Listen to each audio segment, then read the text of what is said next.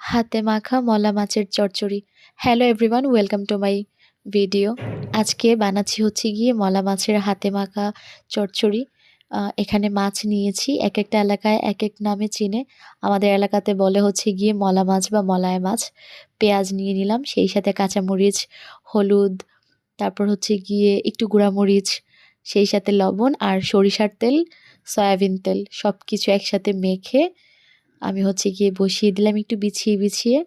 যখন প্রায় খানিকটা হয়ে আসবে তখন ফ্রেশ কিছু ধনিয়া পাতা দিয়ে দিলাম। এবার উল্টে পাল্টে হচ্ছে গিয়ে ভালো মতো যখন হচ্ছে ব্রাউন কালার হয়ে যাবে তখন রান্নাটা শেষ করব। এক ফোঁটাও পানি ইউজ করা যায় না এই চচ্চড়িতে, যাতে হচ্ছে গিয়ে তেল প্লাস হচ্ছে গিয়ে মাছ মাখার সময় যেটুকু পানি থাকে সেটুকু পানি দিয়েই শেষ করতে হয় রান্নাটা। আর হ্যাঁ, এই চচ্চড়িটা গরম ভাতের সাথে দুর্দান্ত লাগে। এমন কেউ নেই যে হাতে মাখা চচ্চড়ি খায় না। একদম রেডি হয়ে গেল গরম গরম এক প্লেট ভাতের সাথে মলা মাছের চচ্চড়ি। ট্রাই করে দেখবেন, ইজি এবং টেস্টি।